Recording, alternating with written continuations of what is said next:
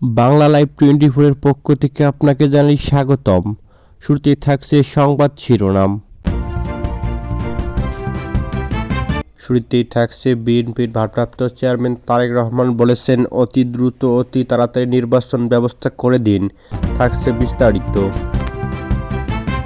এদিকে থাকছে সজীব ওয়াজেদ জয় ও তার মেয়ে শেখ রেহানার বিরুদ্ধে 10 কোটি টাকার অভিযোগ রয়েছে পদ্মা সেতু নিয়ে। থাকছে বিস্তারিত।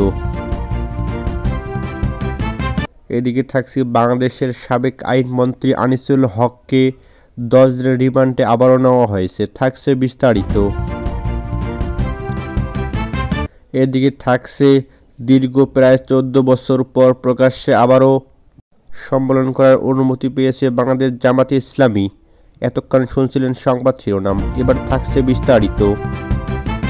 ভারপ্রাপ্ত চেয়ারম্যান তারেক রহমান বলেছেন, রাষ্ট্র রাজনীতি রাজনৈতিক দলের গুণগত পরিবর্তনের জন্য সংস্কার এবং নির্বাচন উভয়ই প্রয়োজন। এদিকে নির্বাচন মাধ্যমে জনগণ ভোটাধিকার প্রয়োগের যে সুবিধা পায়, যেটি রাষ্ট্র জনগণের রাজনৈতিক ক্ষমতা নিশ্চিত করেছে।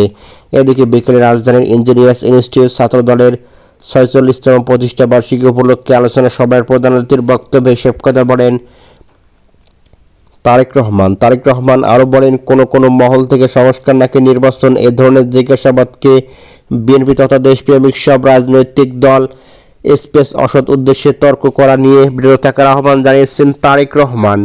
এদিকে বরং বিএনপি মনে করে রাষ্ট্র রাজনীতি এবং রাজনৈতিক দলের গুণগত পরিবর্তনের জন্য সংস্কার নির্বাচন উভয়ই প্রয়োজন। বিদ্যমান ব্যবস্থাকে সময়োপযোগী করতে সংস্কার একটি অনিবার্য ধারাবাহিক প্রক্রিয়া।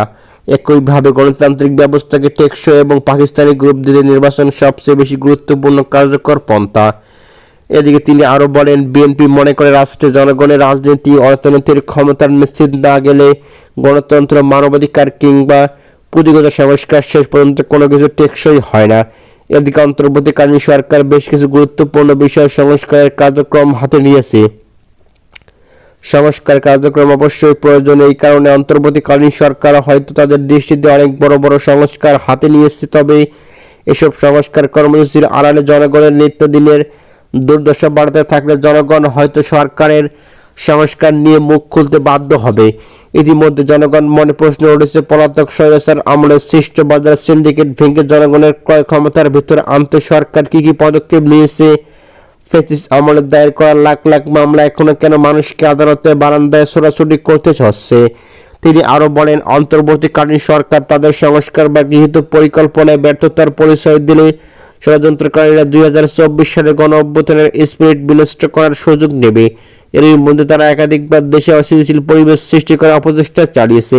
10 বছর আগে নিষ্পত্তি হওয়া আলোচিত পদ্মা সেতু দুর্নীতি মামলা পুনরায় তদন্তের সিদ্ধান্ত নিয়েছে দুর্নীতি দমন কমিশন দুদক।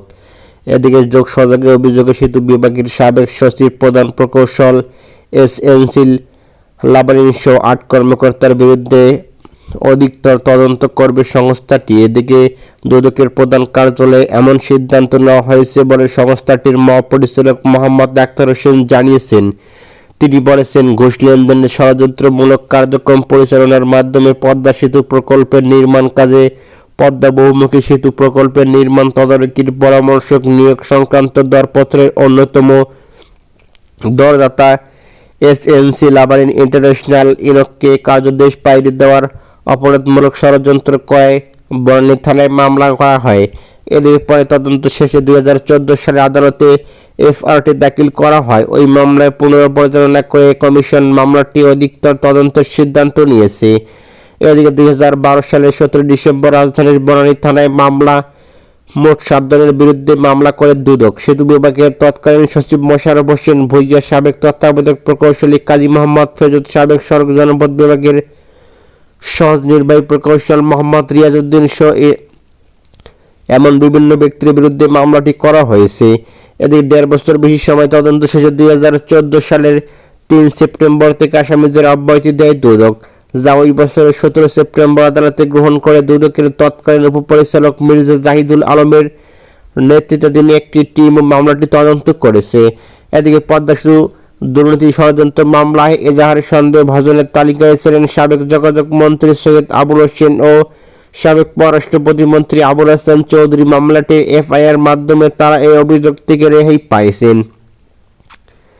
এদিকে এই মামলা এফআইআরটি বিষয়ে তৎকালীন দুদক চেয়ারম্যান বদিউজ্জামান জানিয়েছিলেন, ওই মামলাটি ছিল দুর্নীতি ষড়যন্ত্রের মামলা। তদন্তে আরও তথ্য পাওয়ার আশায় আমরা মামলা দায়ের করি। তদন্তকারী দেশে এবং কানাডায় গিয়ে দুদকের তদন্ত দল হিসেবে জ্বালায় দুদক টিম কানাডায় গিয়ে কিছু কাগজপত্র সংগ্রহ করেছে। বিশ্ব ব্যাংকের আশ্বাসের ভিত্তিতে মামলা দায়ের করা হলেও মামলা প্রমাণের জন্য দাতা সংস্থা কানাডা থেকে প্রয়োজনীয় তথ্য প্রমাণ পাওয়া যায়নি। ফলে শেষ পর্যন্ত মামলা থেকে আসামিদের অব্যাহতি এফআইআর সিদ্ধান্ত নেওয়া হয়েছিল। 10 জনের অভিযোগে সাবেক আইনমন্ত্রী আনিসুল হকের নামে মামলা করা হয়েছে। মামলাটি করেছে দুর্নীতি দমন কমিশন দুদক। এদিকে দুদকের সম্মানিত জেলা কার্যালয়ে বাদী হয়ে মামলাটি করেন সংস্থা উপপরিচালক জাহাঙ্গীর আলম। দুদকের মহাপরিচালক আখতার হোসেন বিষয়টি নিশ্চিত করেছেন। এদিকে জানা যায়, আনিসুল হকের বিরুদ্ধে আয়ের উৎসের সঙ্গে অসঙ্গতিপূর্ণ প্রায় 146 কোটি 19 লক্ষ 77 কোটি 96 টাকা সম্পদের মালিকানা অর্জনপূর্বক দখল রেখে এবং 29টি ব্যাংক হিসেবে 349 কোটি 15 লাখ 21 হাজার 582 টাকা লেনদেনের অভিযোগ আনা হয়েছে।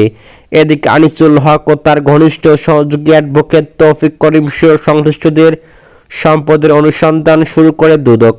সরকার পতনের পর 13 আগস্ট ঢাকার সদরঘাট এলাকা থেকে আনিসুল হককে গ্রেপ্তার করার কথা জানায় বাংলাদেশ পুলিশ। এদিকে এরপর তার কয়েকটি মামলা গ্রেপ্তার দেখে রিমান্ডে নিয়ে জিজ্ঞাসাবাদ করা হয়। গত 3 সংসদ নির্বাচনে ব্রাহ্মণবাড়িয়া 4 কসবা আখাউড়া আসনে জয়ী হন আনিসুল হক।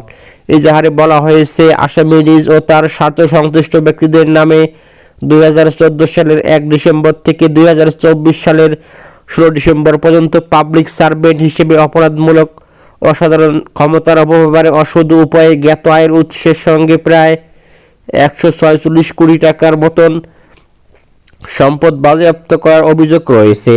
এদিকে সাবেক সংসদ সদস্য বকুলের বিরুদ্ধে মামলা। এদিকে নাটোর 1 আসনের সাবেক সংসদ সদস্য শহীদুল ইসলাম বকুলের বিরুদ্ধেও এরকম মামলা রয়েছে।